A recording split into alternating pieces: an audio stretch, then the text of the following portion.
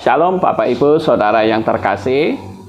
Saat ini kami kedatangan tamu dari Banyuwangi, yaitu Bapak Yosef, yang sebentar akan memberikan kesaksian tentang hukum Loa dan apa-apa yang Bapak Yahweh sudah berikan kepadanya.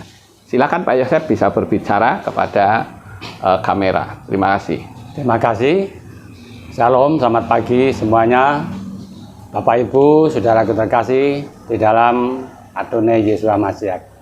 Saya mau bersaksi yaitu tentang hukum Loa yang pernah kami dapatkan, yaitu tentang ucapan. Jadi memang saya pernah menulis, namun saya anggap tulisan saya itu salah, gagal ya, karena kebanyakan. Terus saya ganti mengucapkan. Itu dengan ucapan itu ternyata alam supranatural, alam roh ini menangkap pembicaraan saya. Sehingga alam roh itu mencarikan channel. Dan langsung tidak turun waktu lama sudah dijawab. Begini Bapak Ibu, saya mengucapkan tentang kendaraan. Karena saya punya kendaraan sepeda motor itu Bluetooth ya, katakan begitu. Nah, setiap 8 bulan sekali itu ganti rantai total. Ya, saya ngomong sama mama ini, istri saya, Ma, nanti kita punya rezeki, kita ganti motor metik ya, supaya nggak ganti-ganti rantai. Mama bilang, ya, saya dukung, saya setuju. Nah, betul Bapak Ibu, saya mengucapkan begitu, kurun waktu 4 hari,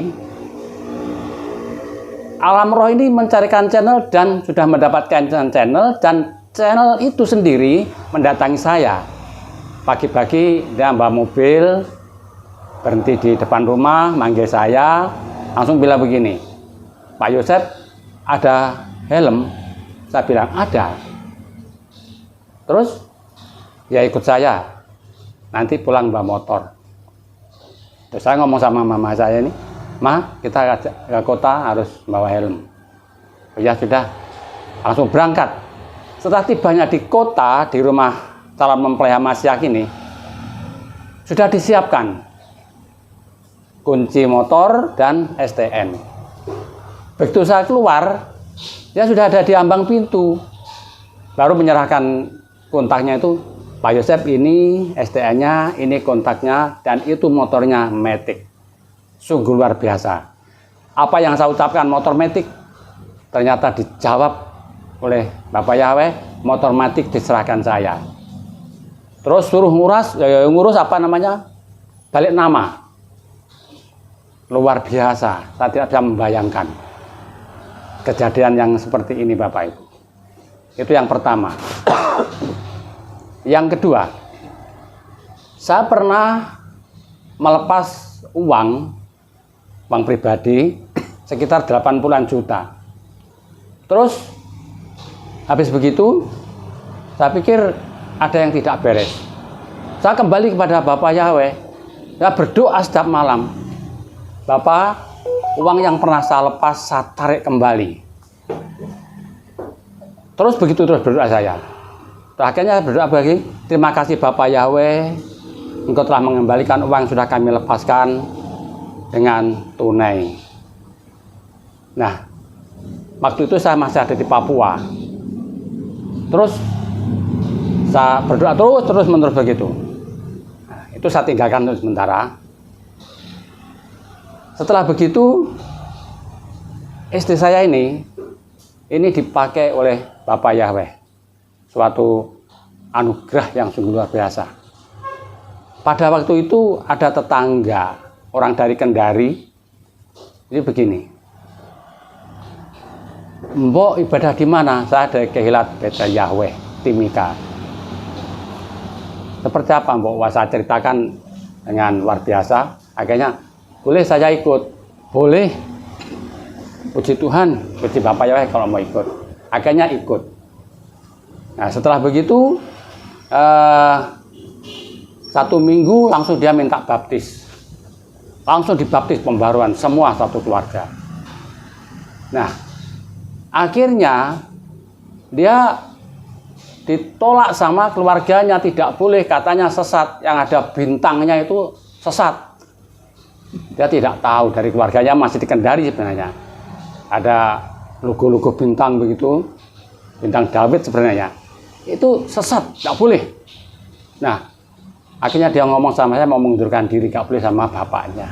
Ya terserah, Anda yang punya pilihan. Kamu sudah dibaptis, sudah dimeteraikan dalam nama Bapak Yahweh. Resiko tanggung sendiri, saya bilang gitu. Tiba-tiba anaknya yang namanya Pelik, yang sudah nomor 2 itu, meninggal, Bapak Ibu. Nah, setelah meninggal, dia panggil-panggil lagi. Mbok, Pelik meninggal, bagaimana ini? Mbok, Pelik meninggal, mari mbok ke rumah. Setelah ditengok sama istri ini, sudah meninggal betul. Baru ini berdoa, minta dikembalikan rohnya itu sama Bapak Yahweh. Karena dia masih sekolah, kasihan, dia mau jadi hamba Tuhan, cita-citanya seperti itu. Setelah ibu ini berdoa, dengan banyak dikembalikan rohnya, langsung Bapak Ibu hidup kembali. Wow, luar biasa. Luar biasa. Saya menangis Bapak Ibu. Waktu itu, sampai sekarang saya menangis melihat kejadian itu. Nah, terus setelah begitu dia kembali lagi ibadah sama saya lagi. Terus dia kesaksian di depan di Kehilat sana. Katanya mbok luar biasa. Bukan mbok yang luar biasa, tetapi Bapak Yahweh yang sungguh dahsyat. Amin. Nah, akhirnya Bapak Ibu, karena dia sebagai karyawan atau bekerja di TPU TPA, tempat pembuangan sampah yang akhir, dia karyawan di situ. Dia harus divaksin. Dia terima vaksin semuanya, satu keluarga. Terus dia turun laku meninggalkan bapaknya. Anaknya jadi gila yang pertama, yang sakit tadi itu, yang sembuh tadi. Terus didoain terus. Tambah parah. Itu karena hukuman, sudah terima Bapak Yahweh, menolak. Akhirnya anak jadi gila. Saya pikir hukuman dari Bapak Yahweh. Iya, iya. Nah, terus akhirnya Bapak Ibu, dicarikan dukun lagi. Waduh, sudah parah. Bagaimana orang ini? Kok jadi begini ya? Saya sudah menyerah. Itu keputusan Anda. Anda punya pilihan seperti itu, kami tidak bisa buat apa-apa. Yang penting saya sudah memberi yang terbaik buat engkau. Kalau kau terima, kau selamat. Enggak kau terima, saya tidak tahu.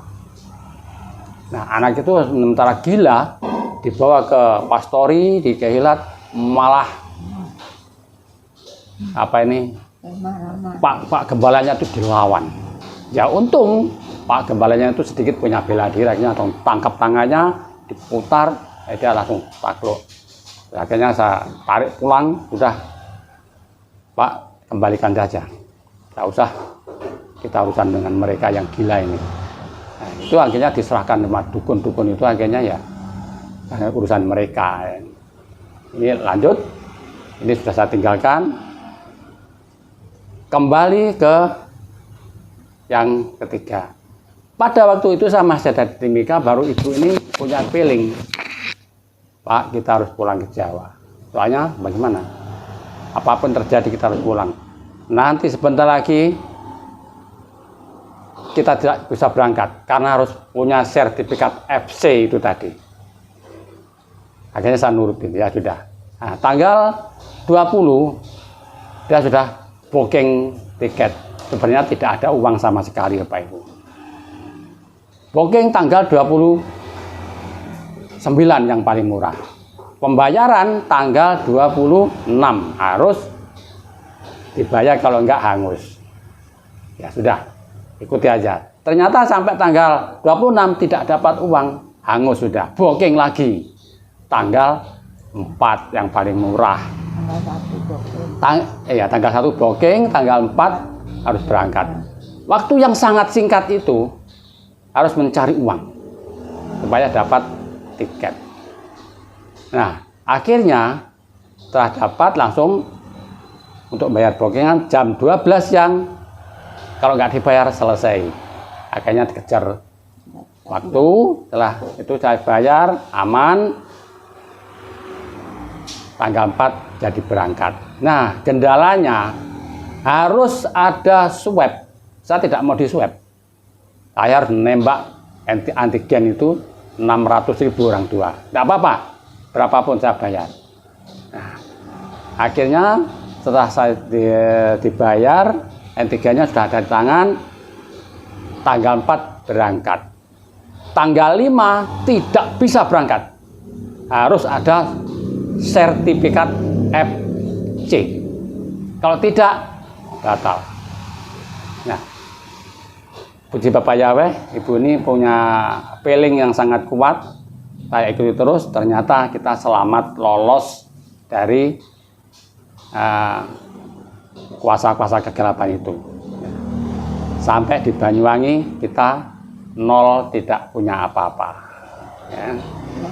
Uang tinggal 50.000 karena tiketnya itu 3.500.000. Baru uang pas-pasan untuk beli antigen segala itu dengan travel yang dari Surabaya ke Banyuwangi 350.000, uang tinggal 50.000 rupiah.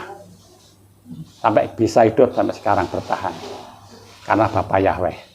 Nah, kembali yang saya ucapkan tadi, saya punya uang yang saya kasih orang, saya tarik, ternyata 38 kalau nggak salah. 30.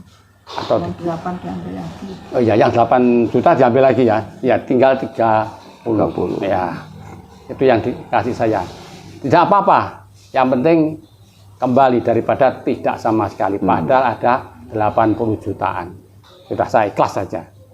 Nah, itu satu mukjizat. Nah, baru yang ketiga, saya dapat mukjizat lagi, yaitu tentang rumah. Saya tuh ngontrak rumah waktu itu 2.500.000 setahun. Nah, akhirnya keponakannya ini, ibu ini bilang begini, "Bi, apa mau pergi lagi?" Ya, rencana begitu. Tidak usah pergi. Bibi ini ibu saya sendiri, juga bapak saya sendiri, saya anggap orang tua saya sendiri. Memang ya orang tuanya, karena yang punya anak kakaknya istri saya, kakaknya Ibu Titin ini. Nah, akhirnya dia bilang, benahi itu saya punya ruko, kalau masih ada uang, dan pakai sampai Tuhan memanggil. Luar biasa Bapak Ibu. Jadi saya punya tempat 2 petak macam ruko begitu, terus saya benahi, saya pakai usaha, berjalan sampai sekarang ini. Yang satu masih belum, nunggu sebentar lagi ada apa yang berkati, kita selesaikan. Mau pakai saya usaha, nggak tahu apa ya, nggak tahu seperti apa mau ruko atau warung makan, kita belum tahu. Hanya kita masih berdoa, pergumulan pasti Bapak Yahweh memberkati dan memberi kami yang terbaik. Sampai di sini sajian kami, sekiranya menjadi berkat bagi semua yang mendengarkan. Jangan tinggalkan Bapak Yahweh. Bapak Yahweh dahsyat, hukum Loa pasti berhasil. Terima kasih, Tuhan memberkati.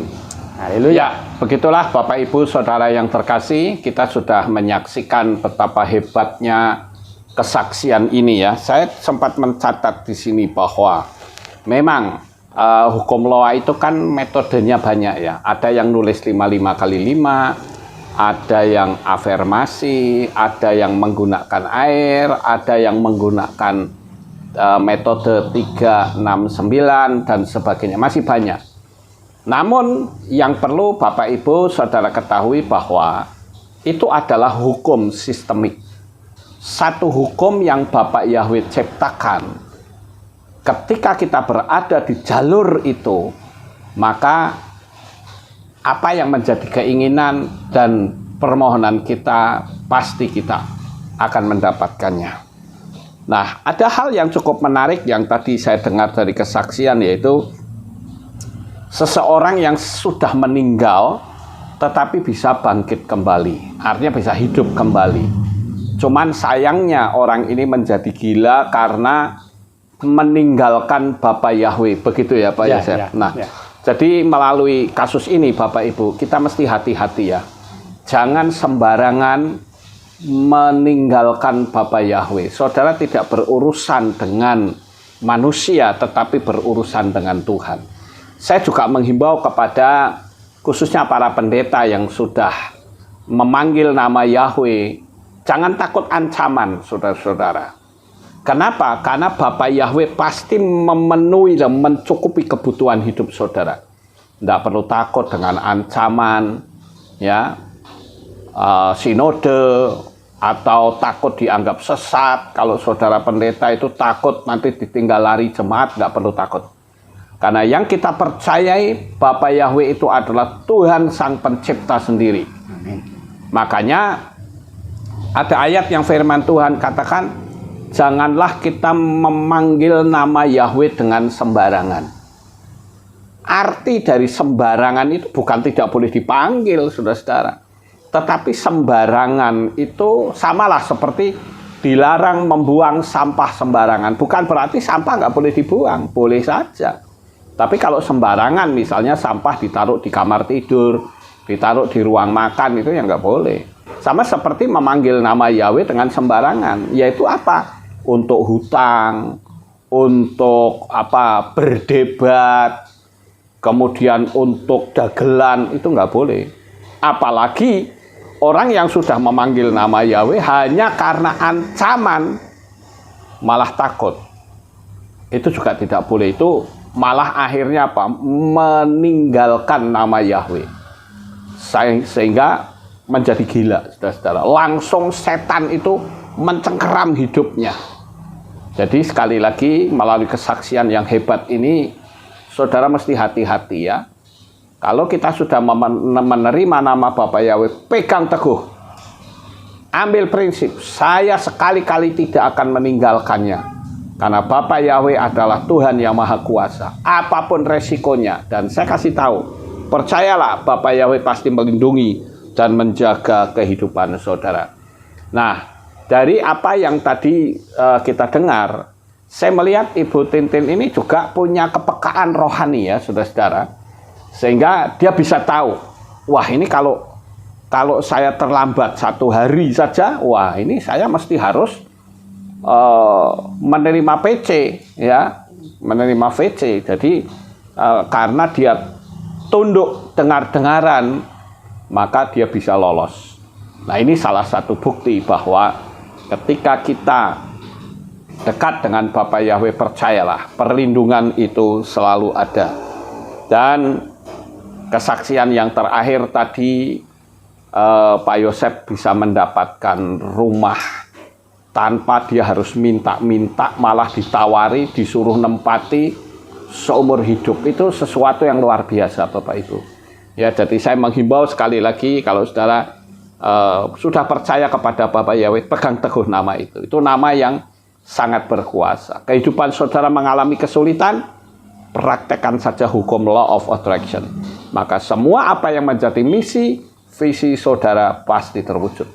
Demikianlah Bapak Ibu kesaksian dari Pak Yosef bersama dengan Ibu Tintin yang sebentar lagi akan pulang ke Banyuwangi. Sebetulnya saya mau minta supaya dia bisa pulang hari Senin, tapi mungkin karena ada pekerjaan yang harus dikerjakan, maka dia memutuskan untuk pulang hari ini. Jadi saya suruh berikan kesaksian melalui seperti ini. Jadi tidak di depan jemaat. Tapi saya yakin kesaksian ini akan disaksikan oleh banyak orang.